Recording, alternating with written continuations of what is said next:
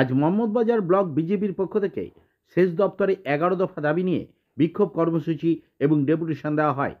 এদিন সেখানে উপস্থিত ছিলেন বিজেপির বীরভূম জেলার সাধারণ সম্পাদক শ্যামসুন্দর গড়াই। তিনি বক্তব্য রাখার সময় কি বললেন শুনে নেব তার মুখ থেকে। আপনারা জানেন ভারতবর্ষে একটা সরকার চলছে, তার নাম বিজেপি সরকার, মোদী সরকার।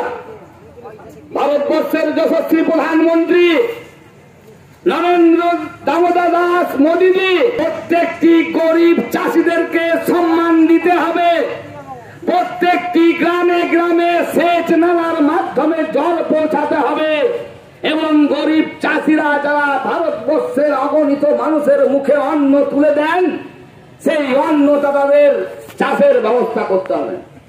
কিন্তু আমাদের দুর্ভাগ্য, পশ্চিম বাংলায় একটা সরকার চলছে, লুটে খাবার সরকার, অপশাসনের সরকার। আর এই সরকার দিকে দিকে সেচ দপ্তরের অফিসগুলো নীল সাদা রং করতে ব্যর্থ, কিন্তু উনি সেচ না করে গরিব মানুষদের চাষের জল দেবেন না।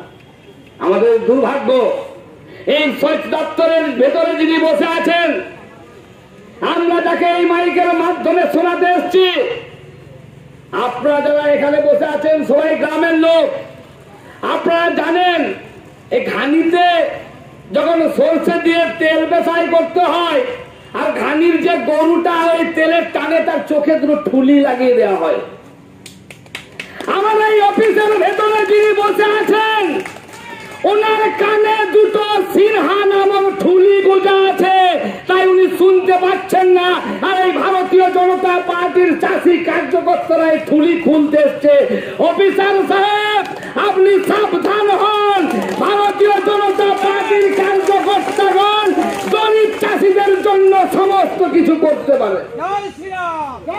আমরা চাষিদের স্বার্থে আওয়াজ তুলতে এসছি, আমরা কোন অন্যায্য দাবি করতে আসেনি।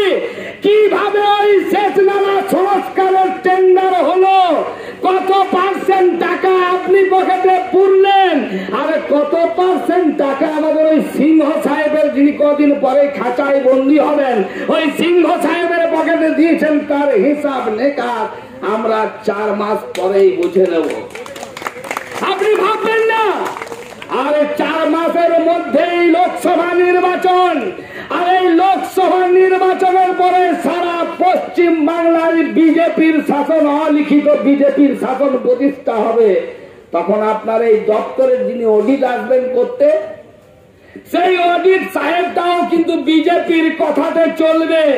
আর এই কম্পিউটারের ভিতরে যে সমস্ত ন্যায্য কাগজপত্র আছে সব আমরা হিসাব নিকাশ বুঝে নেব, আর আপনাকে এই নীল সাদা অফিস থেকে কোমরে দড়ি বেঁধে টেনে নিয়ে যাবেন এই সমস্ত পুলিশ কর্তারা যারা আপনাদের কাছে গার্ড দিতে এসছে।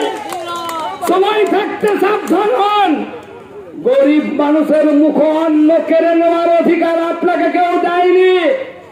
আপনি যদি ভেবে থাকেন আজকে যে সমস্ত পুলিশ আধিকারিকগণ আপনাকে গার্ড দিতে এসছে, আপনি যদি ভেবে থাকেন এই মোহাম্মদ বাজারের হাফ প্যান্ট নেতাটা যদি আপনাকে বাঁচাবে, সে গুড়ে বালি আসছে মোদি ঝড়, আর এই ঝড়ে আপনাকে কিন্তু টিকে থাকতে আমরা দেব না।